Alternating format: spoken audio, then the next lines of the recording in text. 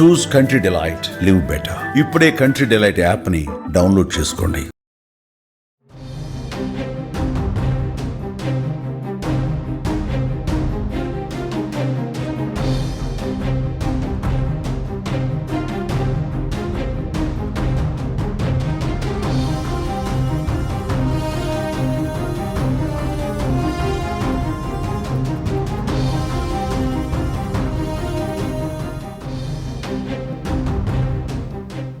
కాళ్లపారాని ఆరకముందే నవవధువు ఆత్మహత్యకి పాల్పడిన విషాదకర ఘటన శ్రీ సత్యసాయి జిల్లాలో చోటు చేసుకుంది.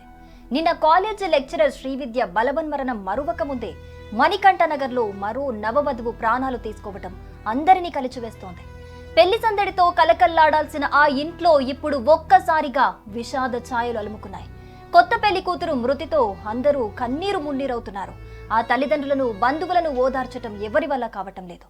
పెళ్లి డప్పులు మోగిన రోజే చావు డప్పులు మోగటం అందర్నీ కంటతడి పెట్టిస్తోంది.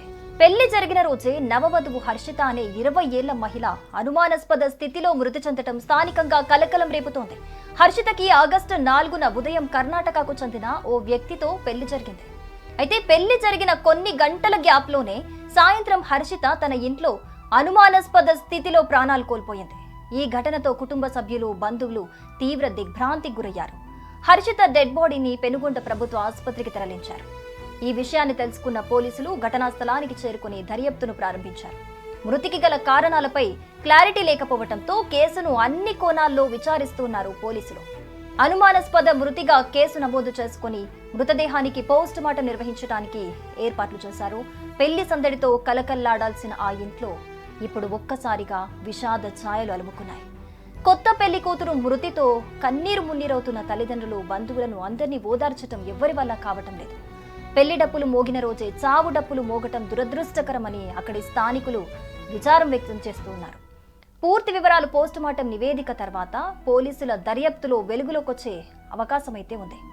హర్షిత మృతికి గల కారణాలేంటి? పెళ్లి ఇష్టం లేదా, లేక ఇంకేదైనా కారణం ఉందా అన్న కోణంలో ఇప్పుడు పోలీసులు దర్యాప్తు చేపట్టారు. ఇక ఇదిలా ఉంటే మొన్న వరకట్న వేధింపులకు మరో నవవధువు బలైంది. భర్త, అత్తమామల హింస, వేధింపులు తాళలేక తనువు చాలించింది. ఈ హృదయ విదారక ఘటన కృష్ణా జిల్లా ఉయ్యూరులో ఆదివారం రాత్రి జరిగింది. ఉయ్యూరు పట్టణంలోని అంబేద్కర్ నగర్లో నివాసం ఉంటున్న జూనియర్ కళాశాల లెక్చరర్ వర్రె శ్రీవిద్య అనుమానాస్పద స్థితిలో మృతి చెందింది.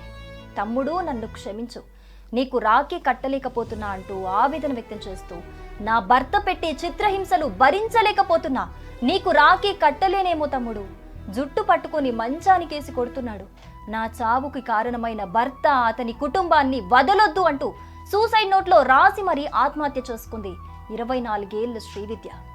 ప్రైవేటు కాలేజ్లో లెక్చరర్గా జాబ్ చేస్తున్న శ్రీవిద్య మరణం అందరి హృదయాల్ని కలిచివేస్తోంది. ఇలాంటి దుస్థితి ఏ ఆడపిల్లకి రాకూడదని అందరూ కంటతడి పెడుతున్నారు. ఇక 24 ఏళ్ల శ్రీవిద్య ఎంఎస్సీ చదువుకుని ఓ ప్రైవేట్ కాలేజ్లో లెక్చరర్గా జాబ్ చేస్తోంది.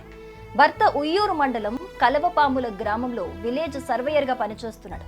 అయితే పెళ్లైన నెల రోజుల ముందే రాంబాబు శ్రీవిద్యను టార్చర్ చేయటం స్టార్ట్ చేశాడు. అందరి ముందు ఎగ్గతాళిగా మాట్లాడడంతో పాటు దారుణంగా కొట్టి చిత్రహింసలకు గురి చేసేవాడు. ఇన్ని నెలలు రాంబాబు వేధింపులను మౌనంగా భరిస్తూ వస్తున్న శ్రీవిద్య ఇంట్లో వాళ్లకు చెప్పుకొని మాత్రమే బాధపడేది. ఈ క్రమంలోనే రాంబాబు వేధింపులు తీవ్రమవటంతో ఇంట్లో ఎవ్వరూ లేని సమయంలో శ్రీవిద్య ఉరివేసుకొని ఆత్మహత్య యత్నం చేసింది. సమాచారం అందుకున్న పోలీసులు ఘటనా స్థలానికి చేరుకుని పరిశీలించి వివరాలు సేకరిస్తున్నారు. అనంతరం మృతదేహాన్ని ప్రభుత్వ ఆసుపత్రికి తరలించారు. శ్రీవిద్య తల్లిదండ్రుల ఫిర్యాదుతో కేసు నమోదు చేసిన పోలీసులు దర్యాప్తు మొదలుపెట్టారు. అయితే శ్రీవిద్య ఆత్మహత్య కేసులో విచారించే కొద్దీ సంచలన విషయాలు వెలుగులోకి వచ్చాయి. భర్త రాంబాబు వ్యవహార శైలి, తన ప్రవర్తించిన తీరుపై సూసైడ్ నోట్లో రాసి మరీ శ్రీవిద్య ఆత్మహత్య చేసుకుంది. తన భర్త కిరాతకుడని, ఎలా పడితే అలా కొట్టేవాడని అందులో శ్రీవిద్య రాసి మరీ ఒక ఆత్మహత్య యత్నం చేసింది. ఇక ఆదివారం రాత్రి భార్యాభర్తల మధ్య వివాదం తలెత్తింది. అరుణ్ కుమార్ హింసించటం, కొట్టడం చేయటంతో తీవ్ర మనస్తాపానికి గురైంది శ్రీవిద్య. ఇంట్లో ఉరివేసుకుని ఆత్మహత్య చేసుకుంది.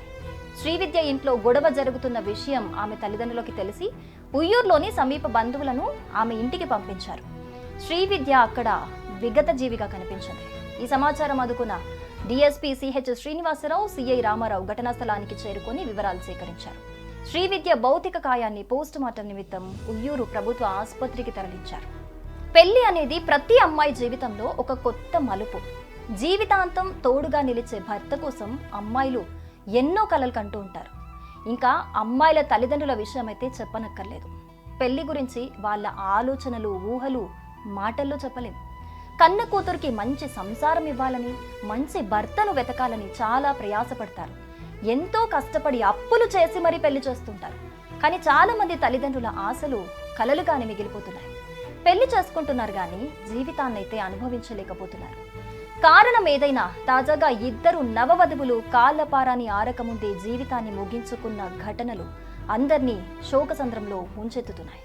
సుమన్ టీవీలో మీ పర్సనల్ అండ్ బిజినెస్ ప్రమోషన్స్ కోసం కింది నెంబర్కి కాంటాక్ట్ చేయండి. డ్రగ్స్, గంజాయి లాంటి చెడు వ్యసనాలకు దూరంగా ఉండండి. తాత్కాలిక ఆనందం కోసం జీవితాలని నాశనం చేసుకోవద్దు. డ్రగ్స్ విక్రయాలు, దందాలు నిర్వహిస్తే 1800-599-6969 టోల్ ఫ్రీ నంబర్ కి కాల్ చేయండి. డ్రగ్స్, గంజాయిని నిర్మూలిద్దాం, భవిష్యత్తును కాపాడదాం.